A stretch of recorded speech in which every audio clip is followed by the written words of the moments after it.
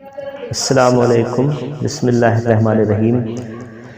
حضور غوث اعظم رحمۃ اللہ علیہ سے قرابت داری۔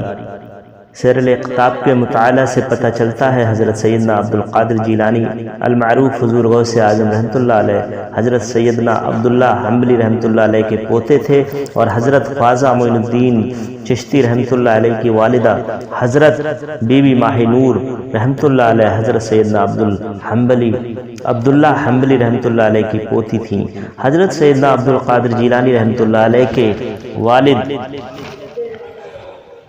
والد ماجد اور حضرت خواجہ معین الدین چشتی رحمۃ اللہ علیہ کے نانا یعنی حضرت سیدہ بی بی ماہ نور رحمۃ اللہ علیہ کے والد دونوں سگے بھائی تھے۔ اس لحاظ سے حضرت خواجہ معین الدین چشتی رحمۃ اللہ علیہ کی والدہ حضرت سیدنا عبد القادر جیلانی رحمۃ اللہ علیہ کی چچا جات بہن تھیں، اور حضرت خواجہ معین الدین چشتی رحمۃ اللہ علیہ حضرت سیدنا عبد القادر جیلانی رحمۃ اللہ علیہ کے بھانجے تھے، مگر یہ روایت بجز سیر الاقطاب کے اور کسی کتاب میں مذکور نہیں۔ حضرت بی بی ماہ نور رحمۃ اللہ علیہ والدہ محترمہ حضرت خواجہ معین الدین چشتی رحمۃ اللہ علیہ فرماتی ہیں، جب معین الدین رحمۃ اللہ علیہ صاحب پدر سے میرے شکم میں منتقل ہوئے تو اللہ عز و جل نے خیر و برکت کا دروازہ کھول دیا۔ دین و دنیا کی برکت سے میرا گھر بھر گیا اور دشمن دوست بن گئے۔ دنوں و دن عزت و منزلت میں اضافہ ہونے لگا، تمام رنج و غم دور ہو گئے۔ حضرت بی بی ماہ نور رحمۃ اللہ علیہ والدہ محترمہ حضرت خواجہ معین الدین چشتی رحمۃ اللہ علیہ فرماتی ہیں، جس وقت اللہ عز و جل کی جانب سے معین الدین رحمۃ اللہ علیہ کے جسم مبارک میں روح ڈالی گئی، اس وقت سے پیدائش تک آپ رحمۃ اللہ علیہ کا یہ معمول تھا کہ نصف شب سے دن چڑھنے تک لا الہ الا اللہ محمد رسول اللہ کا ورد فرمایا کرتے تھے، اور میں اپنے کانوں سے آپ رحمۃ اللہ علیہ کے ذکر کی آواز سنا کرتی تھی۔ حضرت بی بی ماہ نور رحمۃ اللہ علیہ والدہ محترمہ حضرت خواجہ معین الدین چشتی رحمۃ اللہ علیہ فرماتی ہیں، جس رات معین الدین رحمۃ اللہ علیہ پیدا ہوئے میرا گھر نور سے بھر گیا، دور دور تک فرشتوں کی جماعتیں نظر آنے لگیں۔ کچھ دیر بعد یہ نظارہ میری آنکھوں سے اوجھل ہو گیا تو مجھ پر حیبت طاری ہو گئی۔ اس دوران ندائے غیبی آئی، بی بی تم کیوں پریشان ہو؟ یہ نور میرا ہی تھا، میں نے اپنا نور تیرے فرزند معین الدین رحمۃ اللہ علیہ کے دل میں بھر دیا اور اسے دین و دنیا کی دولت سے مال و مال کر دیا۔ حضرت خواجہ معین الدین چشتی رحمۃ اللہ علیہ نے 4-5 سال کی عمر میں جب ہوش سنبھالا تو والدین نے اپنے سایہ عاطفت میں آپ رحمۃ اللہ علیہ کی تعلیم و تربیت شروع کی۔ اگرچہ کسی صاحب تذکرہ نے یہ نہیں لکھا کہ ابتدائی تعلیم والدین نے دی تھی، مگر یہ بات قرین عقل سے معلوم ہوتی ہے، کیونکہ آپ رحمۃ اللہ علیہ کے والد محترم متظاہر عالم عارف کامل تھے۔ ایسی بزرگ ہستی کی شان سے یہ بات وعید معلوم ہوتی ہے کہ اس کا فرزند عہد طفولیت میں تعلیم و تربیت سے محروم رہے۔ والدین نے کم از کم قرآن مجید اور اخلاق کی تعلیم ضرور دی ہوگی۔ ظاہر ہے کہ ایسے باعظمت باپ کے زیر سایہ جس بچے کی تربیت ہوگی وہ آگے چل کر کیا کچھ نہ ہوگا۔ اسی تربیت کا نتیجہ تھا کہ آپ رحمۃ اللہ علیہ تھوڑے ہی عرصے میں کامل بن گئے۔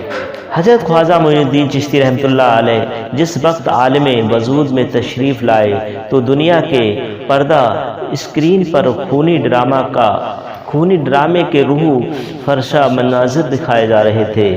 آپ رحمۃ اللہ علیہ کی پیدائش کے وقت خراسان میں سلجوقی خاندان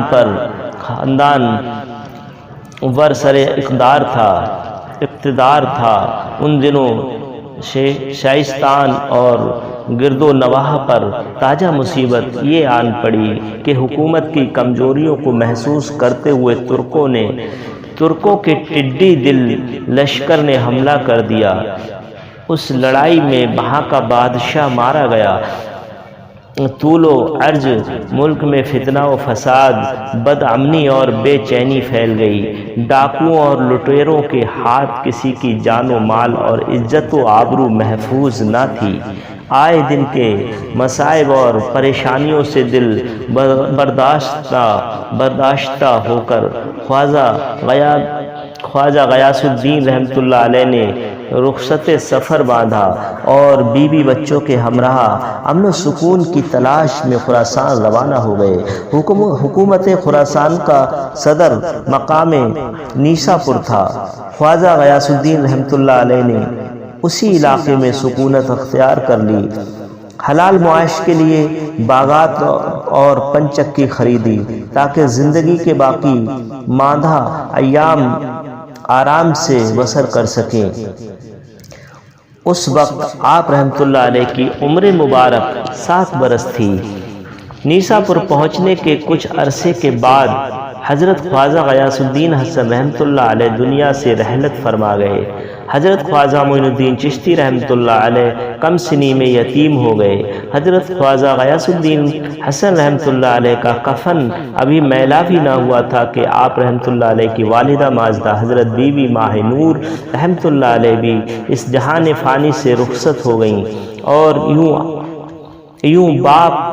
یوں آپ باپ کے سایہ الفت، ماں کی آغوش محبت سے محروم ہو گئے۔ حضرت سیدہ بی بی ماہ نور رحمۃ اللہ علیہ نے حضرت خواجہ غیاث الدین حسن رحمۃ اللہ علیہ کے وصال کے بعد ترک پدری بیٹوں میں تقسیم کر دیا۔ حضرت خواجہ معین الدین چشتی رحمۃ اللہ علیہ کے حصے میں انگور کا باغ اور ایک پنچکی آئی تھی۔ حضرت خواجہ معین الدین چشتی رحمۃ اللہ علیہ اس باغ اور پنچکی کی آمدنی سے گزر بسر کرنے لگے۔ ملکی انقلابات اور والدین کا سایہ اٹھ جانے کے بعد آپ کا دل دنیا سے بیزار ہو گیا۔ آپ اپنا زیادہ تر وقت اسی باغ میں گزارتے تھے، باغبانی کا کام کرتے اور